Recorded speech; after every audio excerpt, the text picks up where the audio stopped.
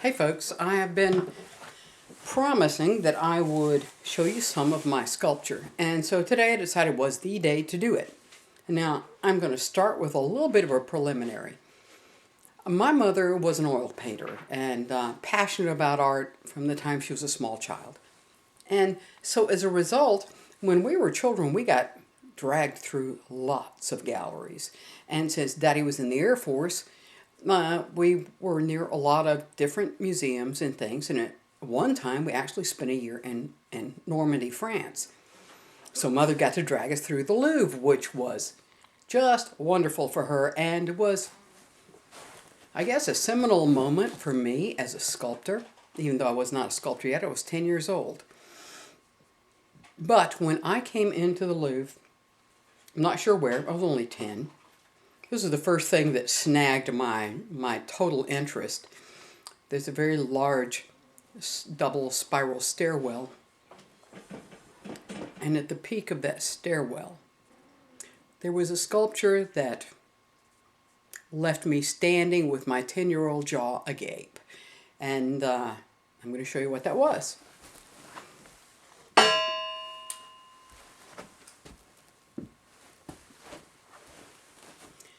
It was this. It was the Winged Victory, the Nike.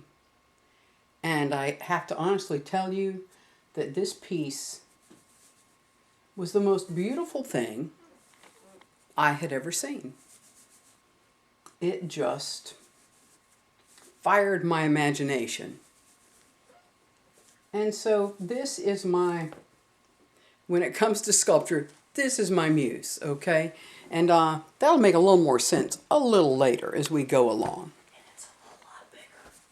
The real one is a whole lot bigger. Some people may not know that. Okay, now, my sister brought me this replica when she made a trip to France. She actually sent it from there, so it came in the mail. So this little replica of my, as I said, my muse means a lot to me. All right, so as I said, Mother was a painter, and as a result, I didn't really get into two-dimensional very much because that was Mother's thing. And I really didn't get deeply into sculpture at all until I was in college. And it started because somebody asked me for an incense burner. I was studying pottery. So I did them this incense burner, which was kind of over the top, and I liked it so well that I did something similar for myself. So what I'm going to show you, it's broken up. Ceramic sculpture does not stand the test of time very well. And so this one needs some serious repairs. But I'm going to show you the earliest sculpture that I have of mine. And this is dates from 1973.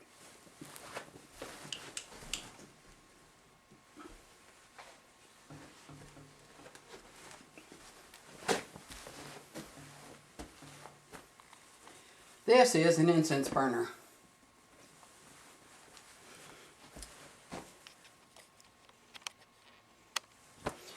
Now, it's made of clay. Because it's an incense burner, from about here on up it's hollow. The stone is hollow. And like I said, it's pretty broken up. It's had a tough time. It's just plain raw clay. It's been raccooed, so it's got a black carbonized surface. You can see the fellow was missing a wing. I have the wing. I will get it repaired sometime. This is where you put the incense in. Smoke comes out of his mouth. So let me give you some little close-ups of him, if I can here.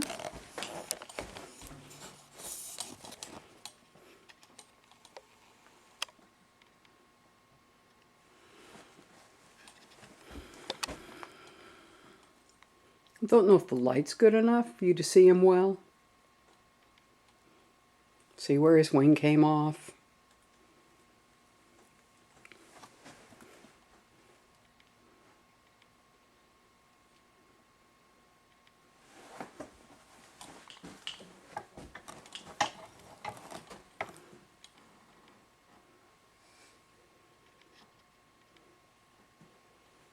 So anyway, it's hard to record something that's black without lots and lots of light, but this is the earliest sculpture I have of mine,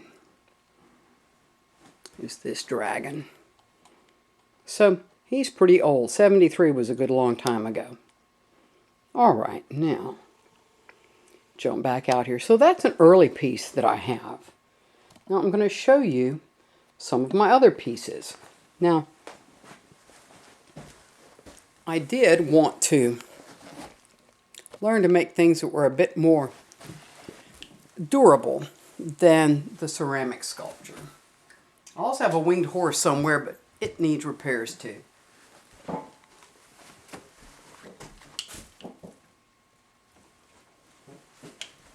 So I wanted to learn how to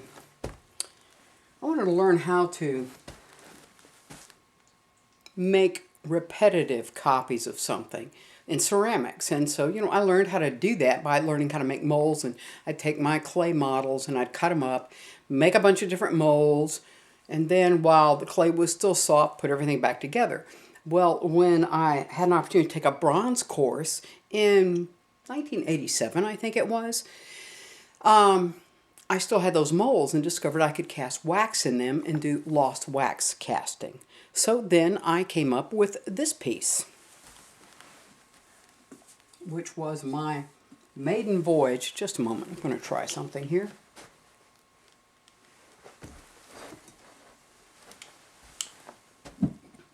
I've got a better base somewhere for this. This is just one that I'm using for now. All right.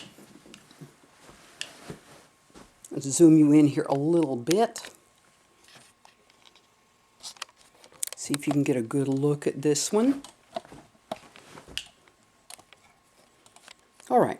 So this is my attempt at a bronze. So that's also one of my fairly early sculptures. Now I had done the clay probably in about 85 and the plaster in about 85, but it was 87, maybe even 88 when I actually did this particular piece. So that's my first bronze. My second bronze lives in near Scranton, Pennsylvania, so I don't have a copy of it. And, sorry, just debris falling. It's all good. Now, I do have one that's in a wax that I'll show you. Hold on just a moment. You may admire, this fellow's name is Gamarra from a poem that I read when I was a child.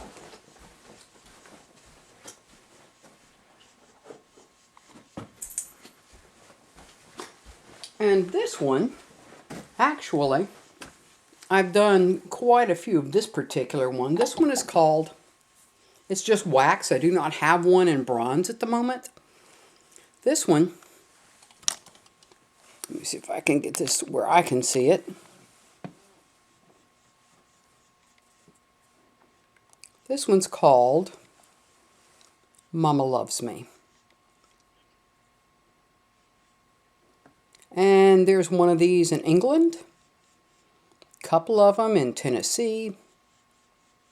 There may be two in England, I don't remember. Anyway, this is just a wax. Normally, it sits just about like this on a stand. So that's one of my pieces that is at this point not been cast in bronze. The others are. But this one, it'll happen. Okay. That's a piece. Now, kind of hard on the furniture. Sorry about that. Okay. We're going to go back down now to my little stand here.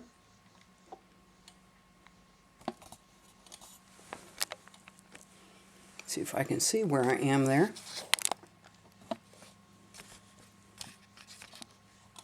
Yeah, there it is. Okay. Tilt you down, just back you up just a little bit here. And I'll show you one of my bronzes. This particular one that I'm going to show you, another bronze, doesn't look like a bronze exactly because of the patina that was put on it. The foundry where I had my work done had an amazing patina artist. And he loved doing the patinas on my bronzes. So what he did was say, okay, you know, what kind of patina do you want? I said, well, the usual, of course. And he said, you mean brown? I said, yeah. He said, what about a color? I said, color? He said, yeah. I said, like what? He said, blue. I said, blue? Yeah, he said. I said, trust you. Do it. This particular piece is called Courage. And I actually did the wax in, well, I was 36. So we're talking about, I don't know. I don't remember. I can't do the math. Back in the early 90s, maybe very early 90s. I'm not sure. This is Courage.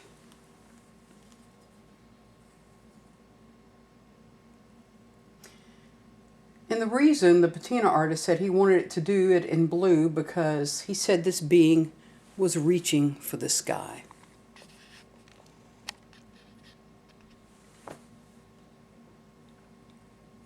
So that, my friends, is Courage.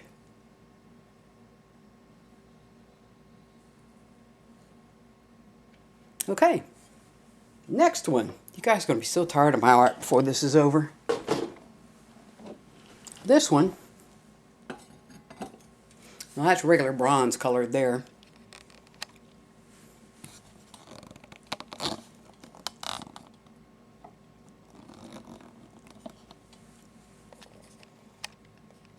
This one I call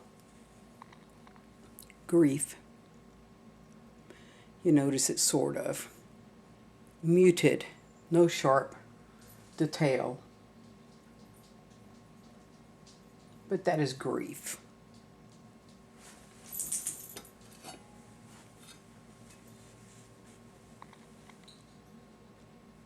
Okay. Next, I have one that is, I really like this one. I don't know how well you can see it, but this little winged being is being reborn. I call this one Chrysalis. He is breaking out of his shell. I think of it as kind of a rebirth sort of thing, something that we all go through at one time or another. And so he's recreating himself. So that one is Chrysalis. The next one's ugly. This ugly little person I call the Victim. And as you can see, he is ineffectually trying to defend himself. He's the only one that has clothes on because being a victim is shameful. And even his little wings are all bitten off. So that is the Victim.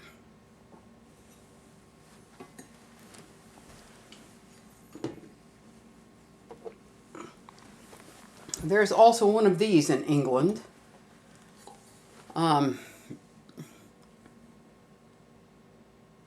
This one I always thought of as neediness, but I have a friend who swears it's the angel in the Garden of Gethsemane.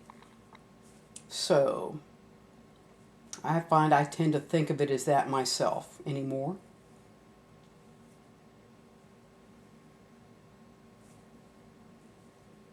Have you noticed? There's a theme in my sculpture. Almost all of them have wings. Remember, I was imprinted when I was 10. Can't help it. Okay, I only have at this time one more for you to look at. Well, one more bronze. You can see why I had to give up ceramic sculpture because there wasn't any way that the things I wanted to do were going to work in ceramic. This one I call Fear. Now, getting these wings to do this in modeling clay before I had the casts done and had them in bronze, it was tricky. And I had to keep stepping back and looking at the contortion of the figure just to make sure that, well, can the human body really do that? Well, if you're limber enough, yes, sure. So that is Fear.